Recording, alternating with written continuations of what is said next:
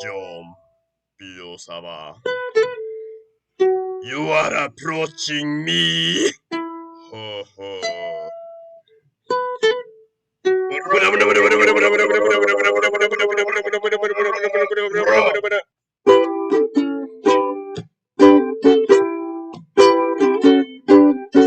Assuming that you read the problem in the description, comparatively, we are looking for the voltage in terms of the current and the resistance. So, I mean, you're just going to in this mastering physics module, you're just reiterating the definition of the voltage in terms of current and resistance.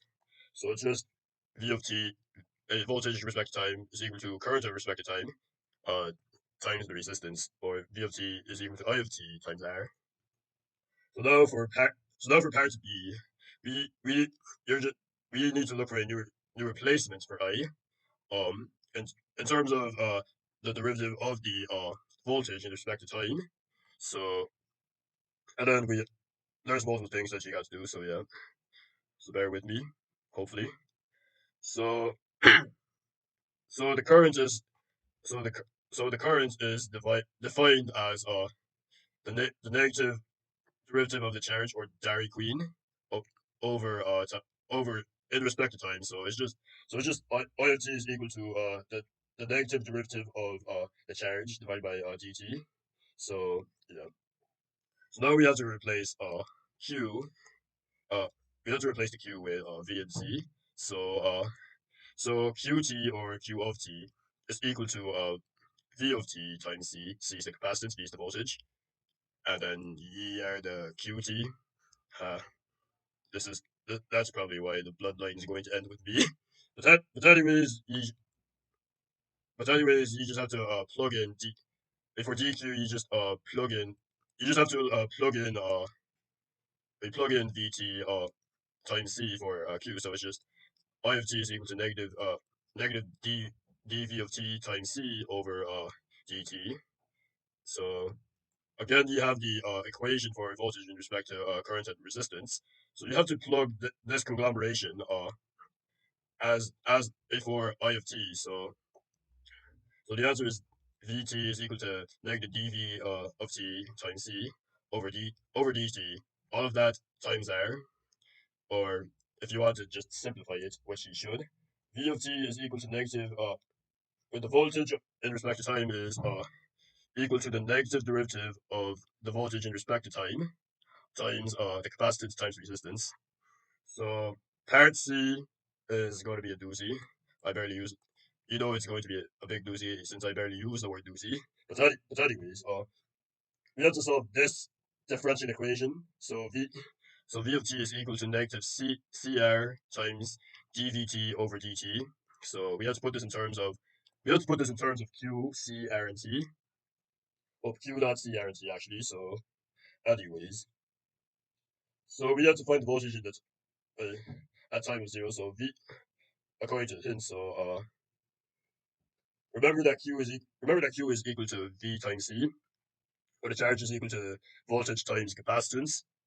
Divide both sides by capacitance, and you would get the voltage, and then the initial voltage is just v naught, and that would be equal to q naught over c, and that's depicted by this line color. So yeah, and now we bring this equation back. D negative dVt over dt times cr is equal to v of t. So so now we have to put the so now to make this easier, let's divide both sides by cr, the capacitance and the resistance. So now it just looks like negative dVt over dt is equal to v of t divided by cr. And now we divide and now and now what you got to do, you gotta switch. You're multiplying both sides by dt, dividing both sides by vt, or you're just switching the two. So so that the v's are on one side and the dt's are on the other side. So you're integrating both sides of by their respective bounds. So you're integrating the v side of the equation by from v dot to v, and that equals ln v minus ln v dot, and that's the same thing as ln v divided by v dot you're gonna replace V naught anyways, but that would be important later on putting the natural logs together.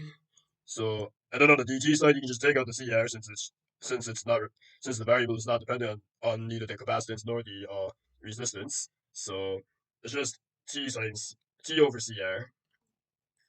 I don't know. I don't know. And now that we slice the natural logs, we we get the anti-natural log of both sides. So it's just so you're multiplying both sides by e. So it's always just v divided by v naught is equal to e to the power of negative t over cr. And and remember, and then after multiplying both sides by v naught, plug in q naught over c for v naught since that's what we calculated earlier. Uh, so so yeah. So your answer for part C should be D is equal to Q dot over C times E this conglomeration. Okay. And anyways, for part D, to finish this off, now that you have V, you're looking for the new current. So remember, remember, voltage is equal to current times resistance.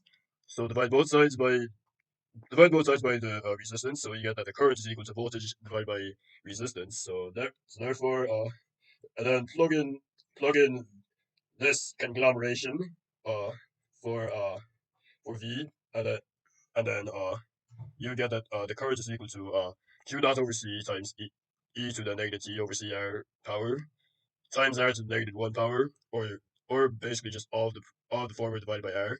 And anyways, that's your answer, part D. Sorry this confused you. If you like this video, please drop a dislike, and I'll see you in the next physics explainer, and sorry for wasting your time.